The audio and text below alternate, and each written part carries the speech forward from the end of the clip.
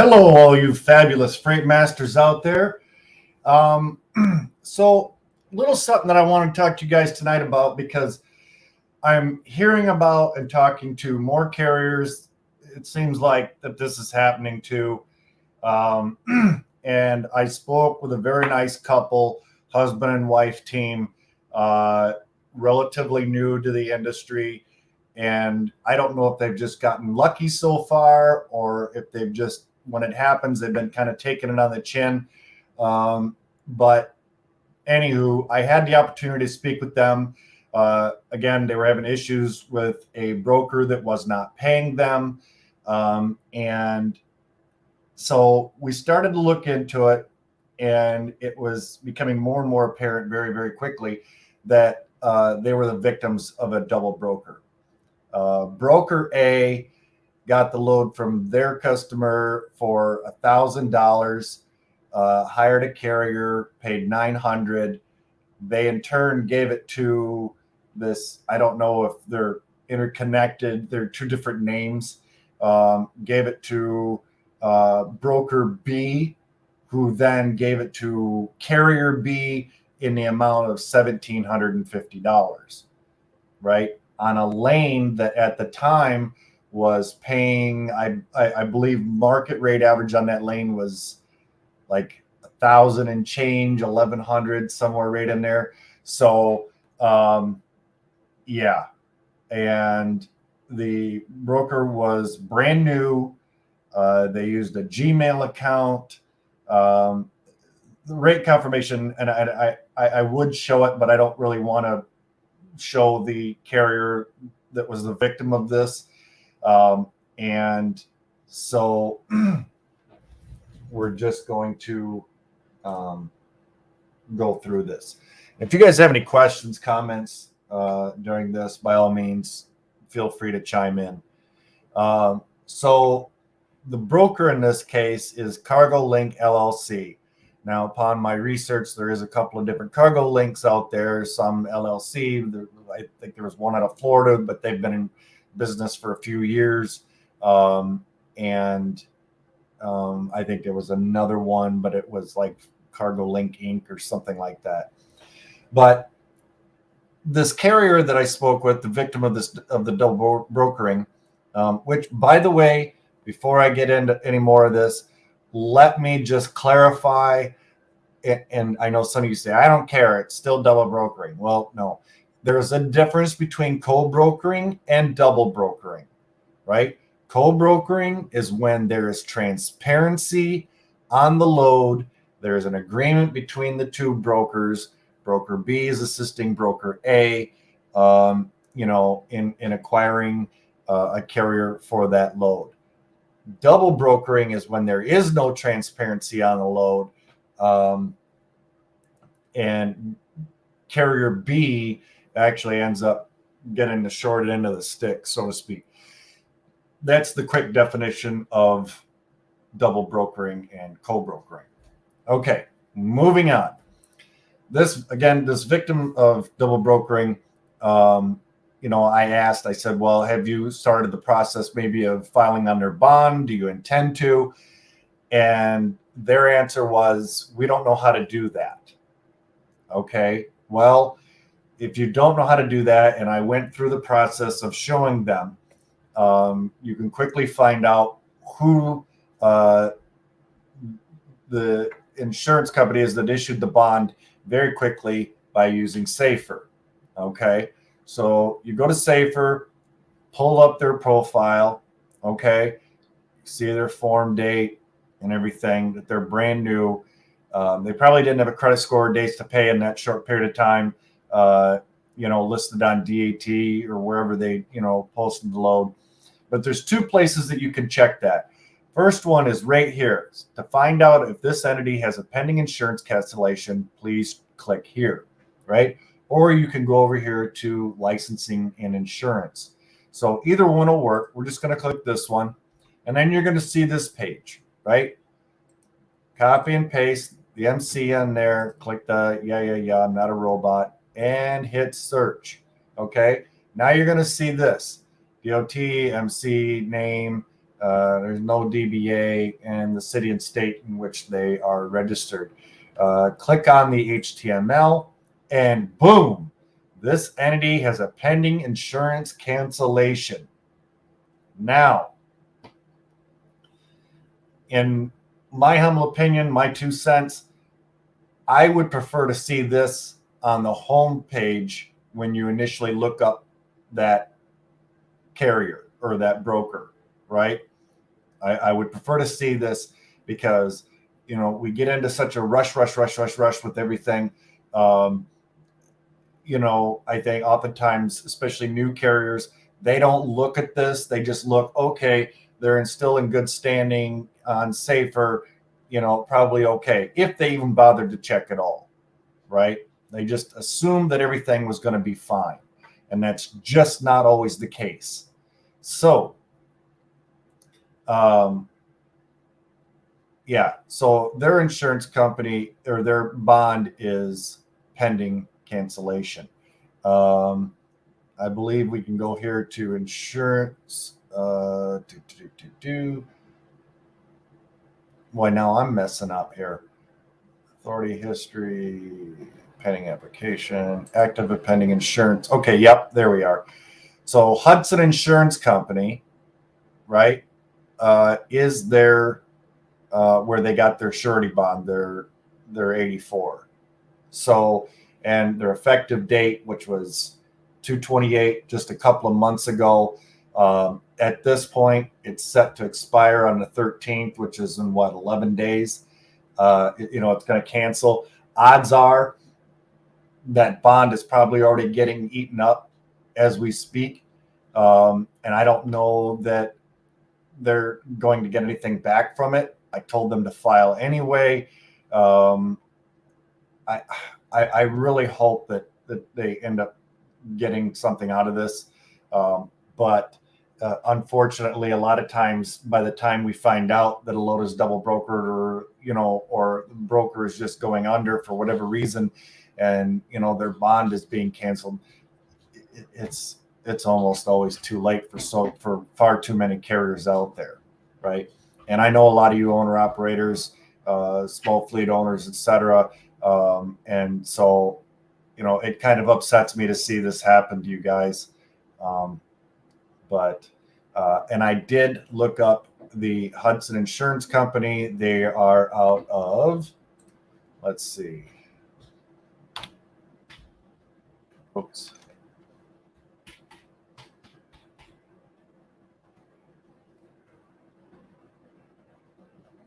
Okay. They are out of Lake Mary, Florida. Okay. This is another thing, guys. This is why we have partners in the group with the YouTube channel, right? These are companies that we recommend because these companies are more or less, they're invested in your success, right? And not all companies are created equal. Not all factoring companies are created equal. Not all insurance companies are created equal, right? So we look at the Google reviews just like we would, like I've mentioned in previous videos, when I am looking up a new prospect, I always look up their Google reviews, right? If I see a lot of, and not to get off on a tangent, but just to mention it again real quick, if I see a lot of bad Google reviews from drivers saying, oh, I had to sit here for 7 hours and I still don't have a door. They wouldn't let me use the bathroom, things like this. I'm going to pass that prospect by. I'm not even going to waste my time because I value my relationships with my carriers far too much for me to, try to get that business only to destroy my carrier relationships. Right. So moving on, we look at their Google reviews. This was just from a month ago. There is a fake logistics / trucking company who has them listed as their insurance carrier. Total scam. Good luck getting someone on the phone. This was a year ago. They also do not return calls, leave voicemails, etc. 8 months. I don't know how this insurance carrier is still in business. Still waiting for adjuster to call me after 4 days. it just goes on and on and on. This company is a joke, waste of time and money. No one ever called me back about the claim. I double checked the claim info, so many typos, going to call back. Like I said, I there's not one single that I remember seeing in here. A typical 3 stars. That was like the best one, I believe. But you get the idea. So you may even want to do a little research, and I know it's some extra steps, right? I know it's some extra steps, but to check out the broker's bond and their company before you even make a call, right? Had this been done, I don't know how long this broker's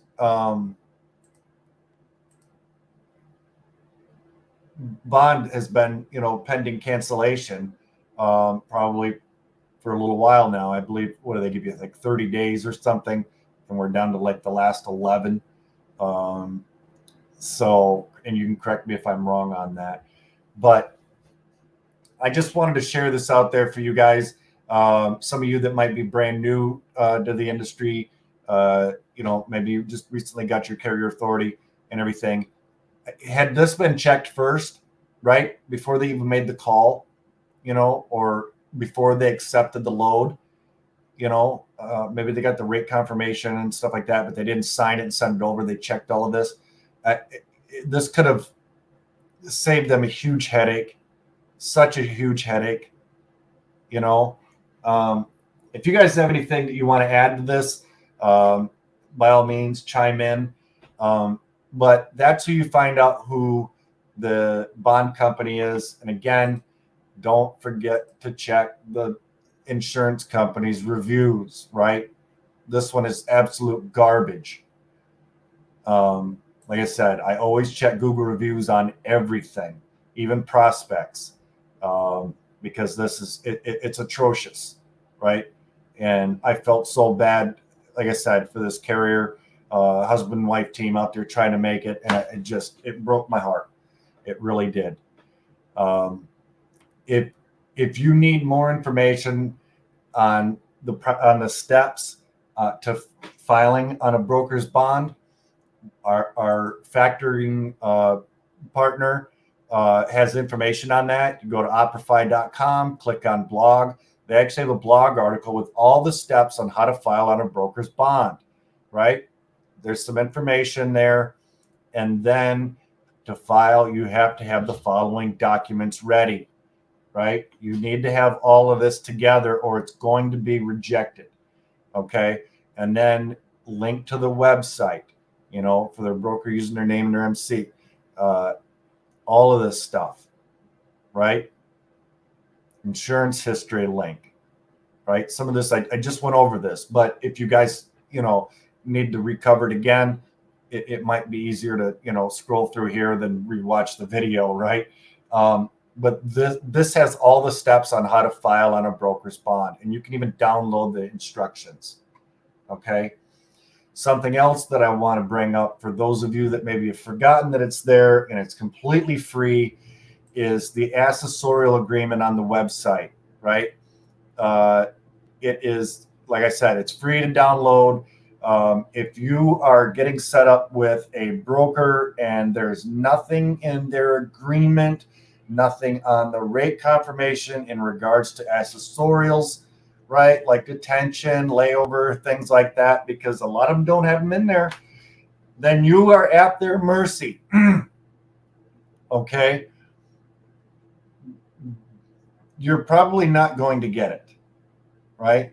So with this accessorial agreement, and it's completely editable, you can add your company name, logo, and fill in the amounts. Now, remember, don't be asking $50, $11, an hour for detention, right? You're going to have to obviously be reasonable, or any broker is going to go, no, right?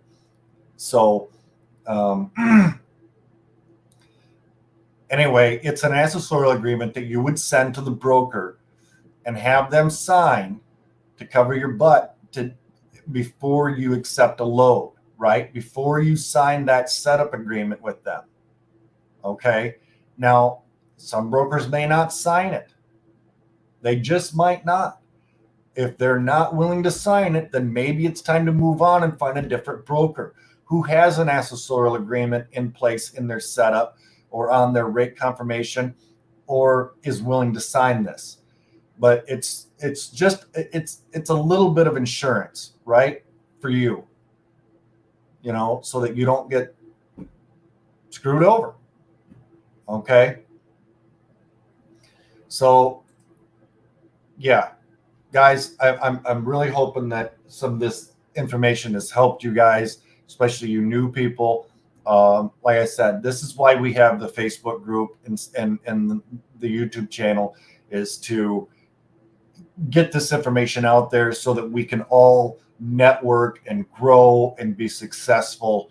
And in these times, it's getting harder and harder and harder. So we need to be more diligent on, watching out for potential scams, right? If anybody has anything to add, let me know. There is a link down below if you guys need freight broker training.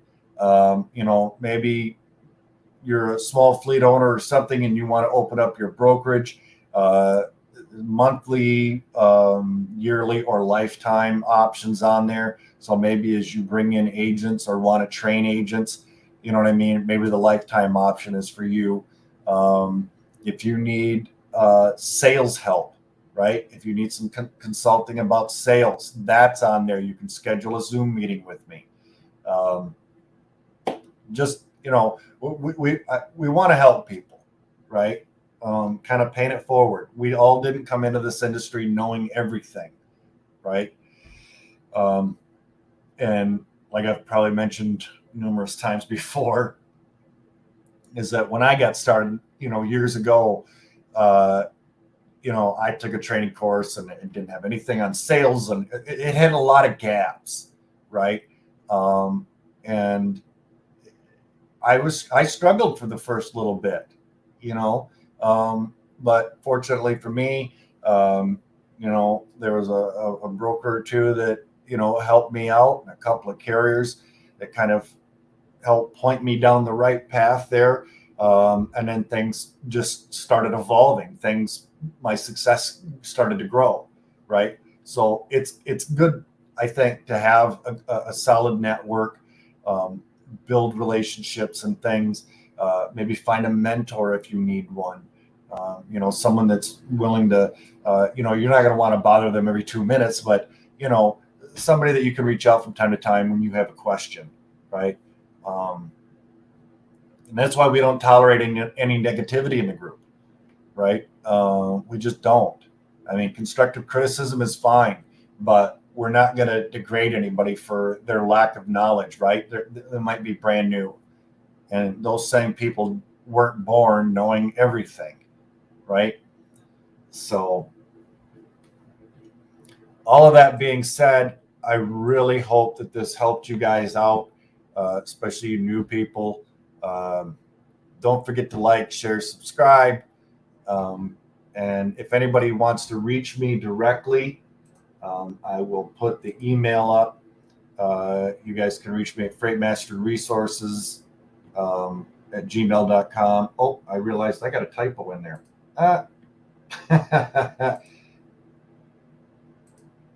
Unbelievable. How did I not catch that? Okay, that's better. All right.